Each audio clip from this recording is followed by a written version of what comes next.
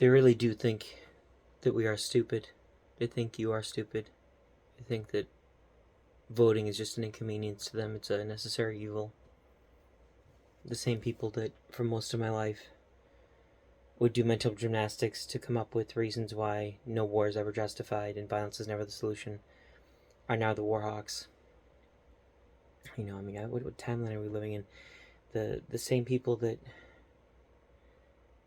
hated anything that was even 6 degrees removed from the Bush administration, the Bush W administration, from 2000 2008. Now Dick Cheney is endorsing Kamala. And what more do you need? They're your enemy. The people who are pushing the narrative that Trump is Hitler are your enemy. That he's dangerous to them. That's why Trump is dangerous, according to them. He's going to dismantle, even if he dismantles a tiny fraction of what needs to be done, along with RFK's help. The issue, too, is that the first administration, they were, in his first term, he was very much, he barely got anything done, really. They just kept tripping him up, and he made a lot of really bad mistakes, trusting some of the people on the left and the rhinos within his own party, and letting enemies within his administration. He's not going to make that mistake a second time around, which is why he's so much more dangerous now. People like Fauci, who should actually be, tried and convicted for crimes against humanity, they know that Trump has nothing to lose at this point. He's going to go after them. He's going to go after a lot of the evil wrongdoers who are getting rich off of people dying. And that not literally in all cases, but in some cases literally, like with Ukraine. The same people that told you the economy was great and there's no issues and Bidenomics is working, 10 minutes later they're telling you, well, they have a plan to fix it. Well, Kamala, you're in right now. You're the vice president. Our president's basically MIA on a beach somewhere. You are the acting adult in the room. At least from what most of the country can tell, Kamala could do pretty much anything she wanted right now, because she's certainly more in control than the guy that they forced out, who, by the way, if anything, somebody who would be respectful of democracy would never be okay with what they've done in terms of replacing Biden with Kamala. I dislike Biden very strongly. I think he's a traitor to our country. He's in bed with China and Ukraine. But he was the one Trump was supposed to be running against. The most undemocratic things happening right now are all happening on the left. Let's keep in mind, there would not have been a Me Too movement if Hillary had gotten in. There's 1,000 photos of her whining and dining with Harvey Weinstein. You think the Me Too movement would have happened if Trump had lost? The Me Too movement happened because Trump got in. A lot of change happened because he got in, and COVID was the way that they derailed a second term for him. He was very much on track to getting a second term. And you'll also never convince me that Biden got 81 million votes. It's absurd. I mean, the math on that is just insane. There's no way. It's understandable that Barack Obama got the votes he did, of course.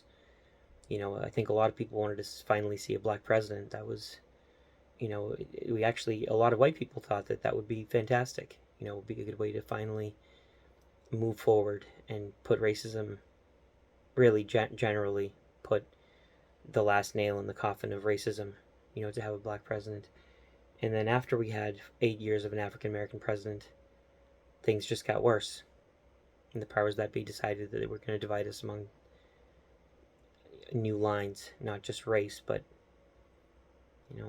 a lot of what's happening, I would have never recognized this at the time, but a lot of what's happening started with the Occupy Wall Street era.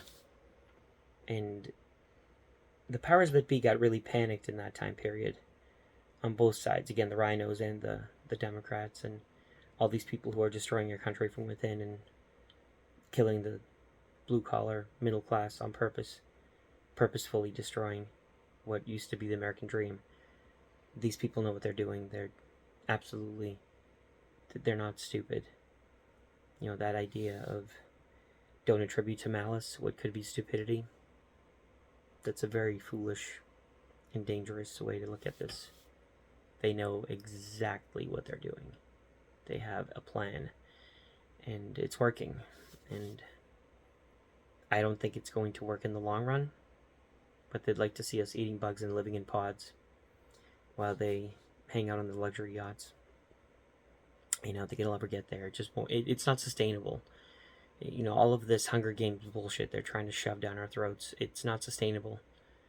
Unlike in the movie, in reality, a serf class will not keep, some glorious city running, while living in squalor and living off of almost nothing. There's a reason why capitalism won and communism lost in 1989 and 1990 when everything dissolved. And I still have hope that in the same way that was a very peaceful transition and things shifted very quickly and nothing happened for decades, and for a long, long time there was no change, almost indiscernible amounts of change, very negligible, small little victories. All of a sudden, it all came crashing down. I don't know, a lot of people that are too young to remember the Berlin Wall and everything, they don't realize this. We thought we'd have to be digging with shovels, for decades to get ourselves free of communism, and then it all just came down like a landslide. It was like an avalanche. Things happened so quickly, and it was a completely peaceful transition, by the way. No country had war. The only wars that we had were indirectly related to the dissolution of the Soviet Union, and one of them, America, actually made it much worse, which is the Yugoslavian conflict, Bosnia-Herzegovina and Croatia, Serbia, all that. I've talked to people from that part of the world. I'm Slovakian, of course, and I've talked to Croats, Serbs, Bosnians. Everybody agrees on one thing: America had no business being there, and they made that war worse. That's something to think about. We brought the big guns. A lot more people started getting killed. The conflict got completely out of control, and a lot of the Slavs that were fighting these,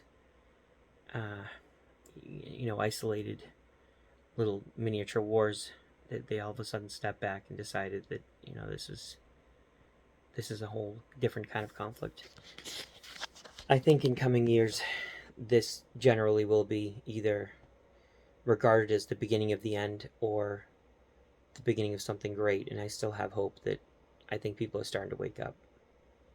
It's sad how few, but they are starting to wake up, and there are signs everywhere, by the way.